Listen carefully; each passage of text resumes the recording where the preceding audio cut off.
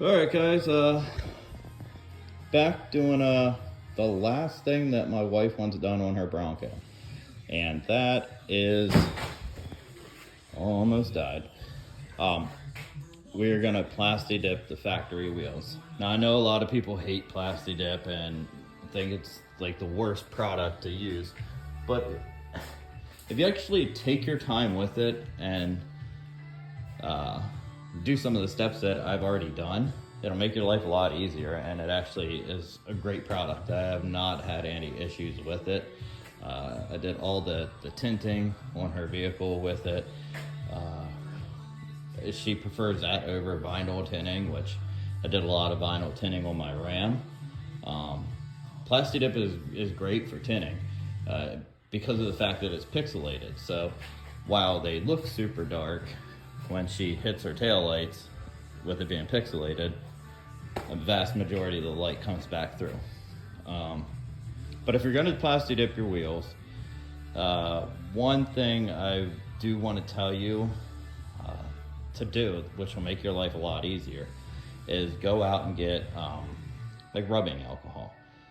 I went over all the wheels with rubbing alcohol and a microfiber rag to get off any cleaning product that the factory might use when they detail the vehicle, and just get off the road dust and other contaminants. Doing that is going to allow the Plasti dip to stick a lot better without any other contaminants being on the wheel to make the Plasti dip have any imperfections in it. Once you do that, you wipe all of them down with the alcohol soaked rag. Then you're going to go back over it with a dry microfiber rag. I used one rag on the rear and continued and flipped it around and used the same rag on the front. I repeated that process on the other side, but I got a new rag and did the same thing over there.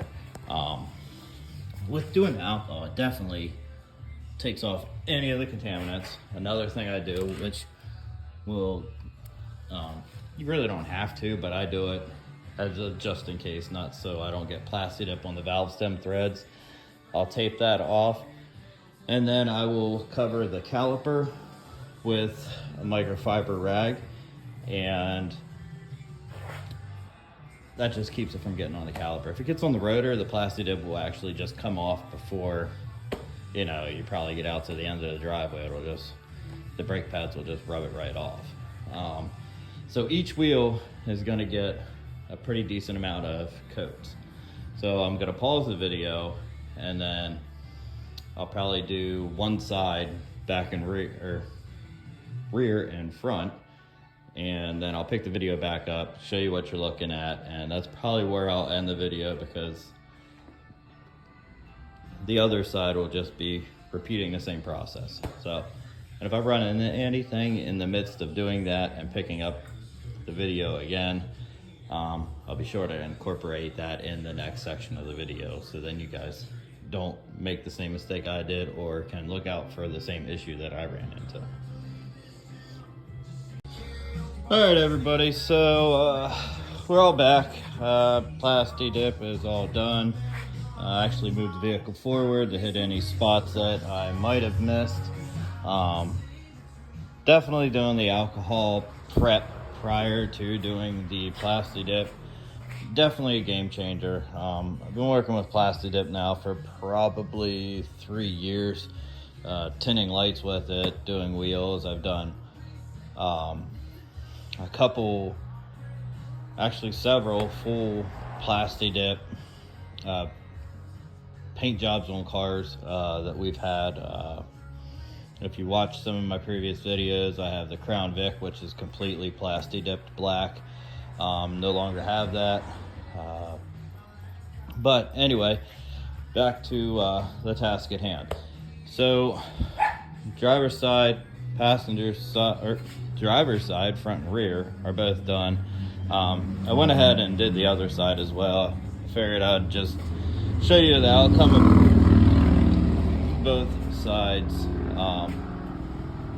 with it done now. However, my wife did not want the Bronco emblems Plasti dipped. So I popped them out. If you use a flathead screwdriver, you can pop them out. She also has these valve stem covers that I popped off. Small flathead screwdriver, you can just pop those right out, and then when you snap them back in, it won't affect the Plasti dip. Each wheel, I purchased 4 cans. 1 can allowed me to coat an entire wheel and move on to the second one. I actually went around the whole car with 1 can. Then I emptied that can. By the time I finished the back passenger tire, the driver side rear tire was already all but dry. So then I picked up there with a new can and repeated the process, clean around the vehicle, and then finished on that back wheel again and just kind of held off, let it dry a little bit while I did some work on my truck. Then once it's dry, you'll remove your microfiber rags from covering the calipers. Just kind of be attentive to what you're doing, because if you yank them out real hard, you could run the risk of, you know, screwing up the Plasti dip, and then you just have to repeat the process all over again. One nice thing about Plasti dip is whenever you do hit where you already have Plasti dip, it still liquefies it again, so it's a little easier to touch up than your conventional like shaky bombs or spray paints. So I removed those, moved it forward about a quarter turn on the wheel to check everything, and recoated it, did the same process, and now I'm just letting it dry. And once it's completely dry, I will move it forward more, check for any spots that may have been missed. But going over the whole wheel, I mean, every nook, cranny, I don't see any spots that were missed on the initial spray of it either.